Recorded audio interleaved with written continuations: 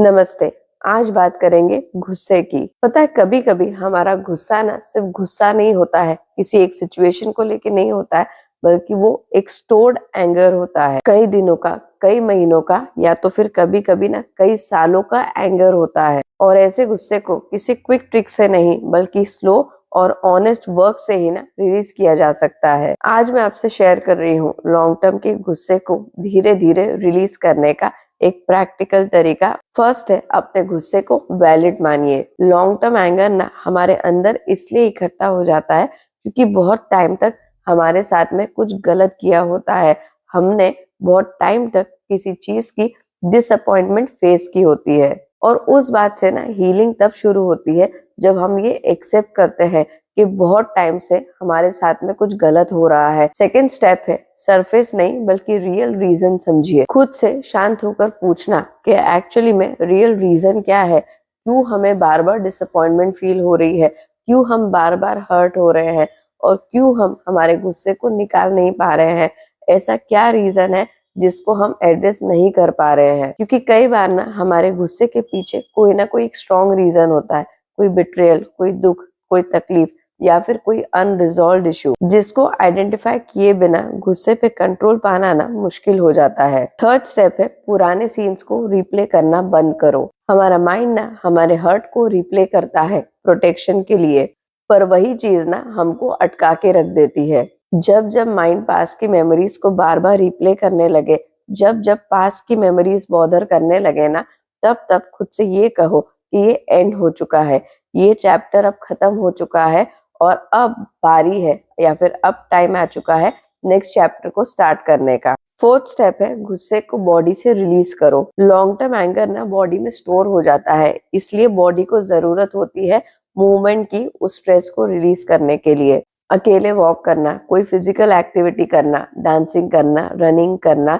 कोई स्पोर्ट्स खेलना, ये सारी ऐसी एक्टिविटीज होती है ना जो हमारे गुस्से को चैनलाइज करती है और उस गुस्से को हमारे अंदर से दूसरी एनर्जी के फॉर्म में रिलीज करती है। तो स्ट्रेस को और गुस्से को बॉडी से रिलीज करने का एक बहुत ही पावरफुल और प्रैक्टिकल तरीका होता है कोई फिजिकल एक्टिविटी करना, अपनी बॉडी को मूवमेंट में रखना, ना कि उसे स्टिल बनाए रखना। फिफ्थ स्टेप है, वाई मी को छोड़िए। बार बार ये मत सोचिए कि ये मेरे साथ ही क्यों हुआ है, क्योंकि ये सवाल ना हमारे अंदर के गुस्से को रिलीज करने की जगह ना उसे और फ्यूल कर देता है। वो कहीं ना कहीं ये जस्टिफाई कर देता है, हमारे गुस्से को अंदर या तो सेम रखता है, या फिर उसे और बढ़ाने का या फिर और बढ़ने का एक रीजन दे देता है। इसलिए जब जब गुस्सा आए या फिर वो चीज बॉदर करे जिसने आपको हर्ट किया था, तो उस हर्ट को एक्सप्रेस करो, उस हर्ट को रेक्टिफाई करो, उस हर्ट से डील करो, पर कभी भी ये बार बार मत सोचो कि ये मेरे साथ ही क्यों हुआ।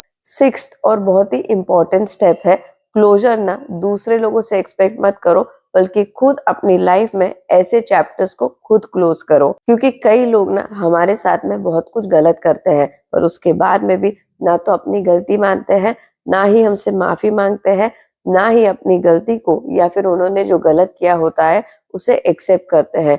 और ऐसे लोगों से अगर हम कोई उम्मीद रखेंगे कि वो आके हमारे इस चैप्टर को क्लोज करे, हमें एक रियल रीजन दे, हमें बताए कि उन्होंने हमारे साथ में ऐसा क्यों किया, और फिर अपनी गलती भी माने, तो ऐसे लोग ना कभी भी अपनी गलती नहीं मानते हैं। ऐसे लोग अपने एक्शंस को जस्टिफाई करते हैं। ऐसे लोगों को कोई फर्क नहीं पड़ता है किसी को हर्ट करके। इसलिए अगर आप अपने हर्ट को, अपने गुस्से को खुद से खत्म करने का डिसीजन नहीं लोगे, तो ना ही आपका हर्ट कम होगा, ना ही आपका पेन कम होगा, और ना ही आपका गुस्सा खत्म होगा, और ना ही आपकी लाइफ में पीस या फिर शांति आएगी। क्लोजर दूसरों से एक्सपेक्ट मत करो, बल्कि खुद दो, अपने आप को भी और उस सिचुएशन को भी। सेवेंथ और सबसे इम्पोर्टेंट स्टेप है, अपनी लाइफ में कोई भी एक चीज, बस एक चीज ना अपने लिए करो। एक रूटीन, एक गोल, एक हैबिट, या फिर कोई एक स्किल अपने लिए सीखो, जिसे करने से आपको ये लगे कि आपकी लाइफ आपके कंट्रोल में है। आपकी लाइफ में कुछ ऐसी चीज है जो आप अपने लिए कर रहे हो, अपनी खुशी के लिए कर रहे हो। उससे ना आपको ये फील आएगा कि भले ही आपकी लाइफ में सब कुछ ठीक नहीं है, भले ही आपकी लाइफ में कुछ गलत चल रहा है, पर फिर भी ना आपकी life totally out of control नहीं हो गई है। तो गुस्से या फिर स्ट्रेस से रिलेटेड ये सिंपल बात हमेशा याद रखिए कि गुस्से को होल्ड करना एक चॉइस होती है और उसे धीरे धीरे रिलीज करना वो भी एक चॉइस होती है। पर अब ये हम पे डिपेंड करता है कि हम कौन सी चॉइस लेते हैं, और वो चॉइस ही डिसाइड करती है कि हमारा फ्यूचर कैसा होगा। नेक्स्ट वीडियो में मिलते हैं। जय हिंद।